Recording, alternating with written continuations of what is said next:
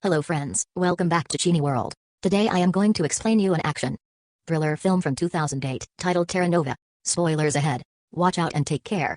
On the cold hills of a deserted island, Xyline is trying to find a safe spot to camp. He walks for miles until he slips and falls into a freezing river, but after floating away for a while, he manages to climb out and continue his journey. When he gets too tired to keep going, he stops to rest against a big rock, grabs a flower to eat, and begins thinking back to how all this started. Xyline is in jail for life for the assassination of 6 men, when one afternoon, he's taken to see the prison governor, who asks him what he dreams of. He isn't the only person going through this. Various of his fellow prisoners are also being called to the governor's office and are asked the same question. Moriak says he wants to see the sea, Yakut wants to witness the war against China. Obzianka won't speak, Obzian wants to work in this prison and be a governor, Tilya wants to follow the progress of the space station, and Sipa wants to see women again, but Xyline's answer is never shown. The governor tells them they've been selected to be transferred to a penal colony. And shortly afterward, all prisoners are boarded into a ship, just like in the actual prison. The prisoners are divided into groups and put into cells, although Obzian acts like he is the boss. And even kills a man to take his bed. When the hatch is finally closed and the boat takes off, the prisoners start panicking, thinking this has all been a trick to let them die at sea. As the men begin getting violent, Xyline remembers a conversation he had with Sipa back in prison. Sipa has some severe mental issues and would always draw on the wall and talk nonsense. But that day, he mentioned heaven and hell not having any seats left and a third purgatory-like place being prepared for people like them. Zillion had thought it was more of his usual nonsense back then, but he's starting to see the merits of it now. After a while, everyone calms down and tries to spend the trip chit-chatting and eating, but in the middle of the journey, a gang escapes from one of the cells, looking for their compatriot. Obzian pretends to negotiate at first only to kill the man they're looking for, causing a riot to start. Prisoners on both sides begin hitting and killing each other through the bars except for Street, an old man that stays behind praying. The fight doesn't last long though. The guards quickly arrive and after stopping them with a warning shot, they throw a sleeping gas grenade to knock them all out. Eventually, they make it to a deserted island, where the prisoners are put into numbered handcuffs and left at the beach so they can listen to what Mr. Olafsson and Marta, the heads of the Terra Nova project, have to say. Since the death penalty has become illegal in all countries, prisons have been running out of space to hold such a large number of criminals, which is why the Russian government has offered this land to start this project, funded by some international organizations. Starting today, the prisoners are colonists living under their protection, and everything they need to survive is being provided, including food that should last 3 months. A satellite will be watching them all the time, and there also are some communication buoys around. They have the possibility to take a boat to one of them to press the red button and say what they need. If a green light appears, that means the request has been accepted. Obzian isn't happy about the idea of being recorded 24/7, so he throws a big rock in protest. But the guards quickly make him stand back with some warning shots. Marta clarifies that the buoys can also be used to ask to leave the project by saying their name and the reason why they want to leave. If they do, they'll be returned to prison. By putting the buoys on the sea instead of on the beach, they make sure that the decision is thought twice before risking getting on a boat. Before leaving, the guards drop a bunch of keys on the sand, explaining they are numbered to match their handcuffs. The prisoners rush towards them and start fighting over them while Xyline and Sipa stay safely behind, only grabbing the keys that the others drop. Stray also decides to stay behind and watch how a gang forms a line around the keys to keep their rivals out, and a group goes to the crates the guards left to pick up some weapons and attack the crowd with them. Eventually, Ali's gang takes control of the situation.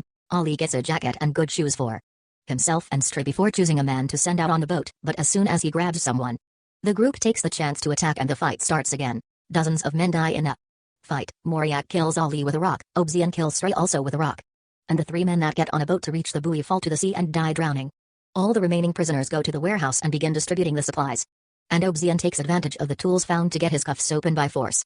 Xyline packs a bunch of supplies in a bag and grabs himself a jacket while listening to Sipa say there is no way the food will last 3 months. Then he leaves the area to survive on his own and hopefully find a way out of the island. Taking us back to the beginning of the story, Xyline explores the island until he finds an area with no snow and a rocky formation that will provide some shelter. So he decides to sit there while looking at a picture of his family that he's kept hidden in his prison uniform. He misses them terribly, and falls asleep with tears in his eyes. Sometime later, he wakes up when he hears some squealing. Turns out the supplies were filled with rodents, and they are now eating through his food and bag. When it starts raining, Xyline finds shelter under the rock formation he saw before, getting a fire going for warmth and heating some water. After it stops raining, he catches a bird and roasts it over the fire. That's when Sipa finds him. As he chit-chats with him, he tries to steal his knife, but Xyline sees him and takes it back. Sipa offers some salt he had with him and his help in exchange for some meat, which Xyline accepts. So Sipa goes to pick up more wood and sees the family picture on Xyline hung on the rocks, which makes him blow a kiss at Xyline's wife. Afterward, they share the bird, and when they're done eating, Sipa walks to the edge of the cliff, explaining he doesn't jump because he's too afraid. He asks Xylan why he won't die either, and Xylan explains it's because of his family. They're dead and he wants to be buried next to them, which can happen if he dies on the island. The two men fall asleep, and when Xylan wakes up, he finds Sipa has stolen the picture to use it as inspiration for his debauchery. Furious, Xylan beats him up and pushes him off the cliff. But Sipa doesn't die because he doesn't fall into the ocean, he drops on a hill right underneath. But even after this disagreement, the two of them travel together as they explore the island. Sipa easily amuses himself with the trash he finds in the water while Xylan tries to fish, but the only living being they find in the water is some sort of aquatic centipede, which freaks Sipa out. While looking around, Xylan is shocked to suddenly find part of a seaplane among the rocks. It only takes going a bit farther up the hill to find the entire plane, which gives him a bit of hope because he used to be a pilot and would be able to fly it. However, two men aren't enough to move it, so for now, they go back to their shelter. Xylan starts a fire with some matches he had grabbed at the warehouse, but there's something in them that creates a very toxic smoke. He moves away from the fire and drags a sleeping Sipa with him, who at first won't wake up. It takes a few shakes from Xylan for him to finally regain consciousness, but his mouth only continues to spout nonsense, and Xylan realizes the cold will kill them any minute now. The two men decide to go back to the base and see if they can steal some coal. Back in the base, life hasn't been easy for everyone. Obsidian and his gang are in control and keeping a routine while sharing the supplies, and Obsidian even asks them to call him governor. But they keep anyone that isn't in their team inside the barracks. They only allow them to come out to have a walk in an enclosed area, similar to real prisons, while Estinitz yells at them from the watchtower. When they're sent back, they need to run because whoever is last gets killed to be used as food later. Xylan and Sipa manage to reach the coal box and find the remains of a fire. After walking for so long, they're almost freezing, so they can't help laying down next to the fire and falling asleep. But Sipa wakes up quickly when he hears some noises. The gang is coming over with their latest prisoner for roasting. He runs to hide behind a rock, but Xylan is still out there, so he comes back out to rescue him, but he isn't fast enough and Obsidian's men find them and capture them. The two of them are taken back to base, where Obsidian tries to decide what their punishment will be for having run away with supplies when they arrived. Yakut tries to remind them that they were on their side during the ship fight, causing Estinitz to insult him for trying to meddle. Yakut replies by hitting him, and this causes the whole gang to team up to hit him in return, earning Yakut a place in the barracks with Xylan and Sipa.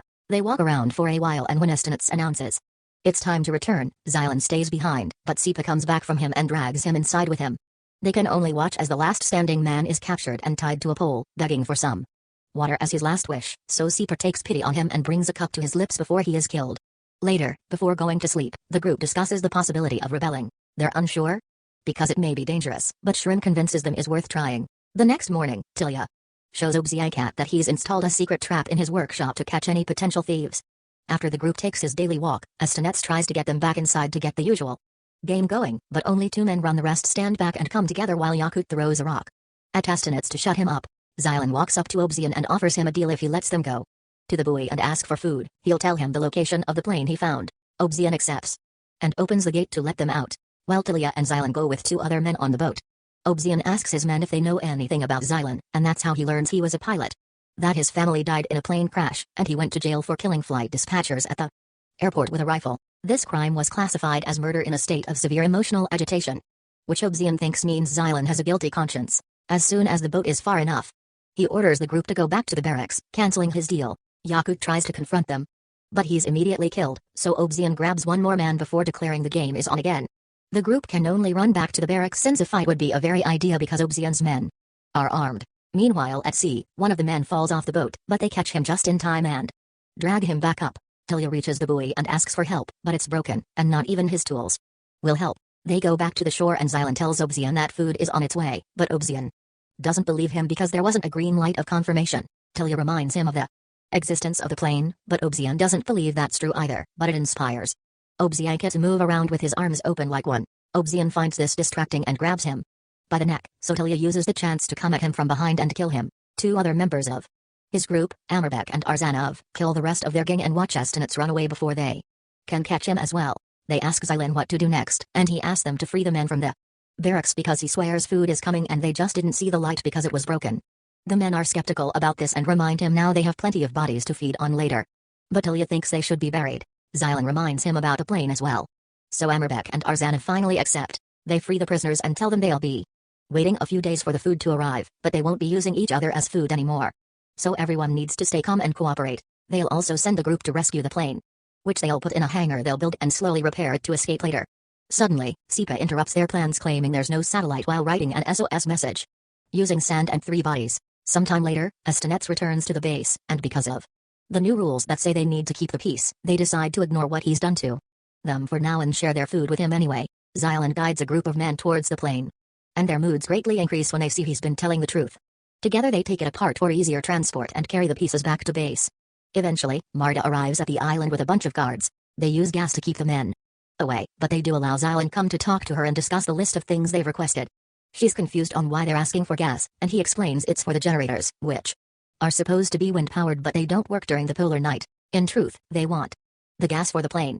Xylan takes the chance to ask why they didn't answer Sipa's SOS message, and Marta explains their satellite is of the infrared kind. They see heat, so they can locate people and stoves but not words. She also wants to know what people were doing so far away from the base some days ago, and he tells her they were fishing. They don't believe him because there's no fish in the area, so he lies again and tells them they've been eating those centipede-like creatures, which she finds very shocking. They also want to know how many of the original 206 colonists are left, which Xylan finds suspicious because they should be able to tell with their satellite. He tells them 87 are left, and many are sick, but nobody wants to abandon the project and return to jail.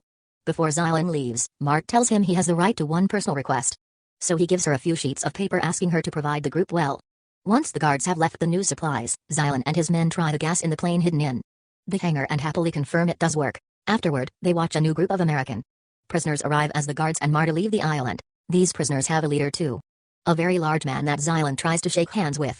The man doesn't take it, in fact. He hits Xylan, which triggers a fight between both sides. The encounter is brutal and nobody hesitates to go for the kill, so Sipa drags Xylan with him to hide him in the workshop. One of the Americans tries to follow them, but he falls onto his trap and instantly dies. Arzanov goes up against the American leader and gets overpowered, but before he can get killed, Amerbek cuts in and kills the big man instead as the buildings around them catch on fire. All this is being watched by the heads of the project. When they realize the situation is finally out of control and that over 40% of the colony has been killed, Marta calls the central office and is told to proceed with Code Naked Island, which sends a bunch of guards to the island that shoots all the reminder prisoners while Marta burns Xylan's letters. Luckily, a few men are still alive thanks to having hidden in the mountains or the hangars Xylan, Sipa, Arzanov, and Dilya. Together they push the plane out, but when they're about to board it, Sipa tells them goodbye and runs to the hills so he can jump into the ocean, not afraid anymore. The remaining trio gets in the plane and Xylan manages to make it take off safely, although the guards shoot at them on the way. His 2 companions die, but Xylan isn't hit by the bullets, so he flies away into his freedom. Thanks for watching. Please subscribe for more videos.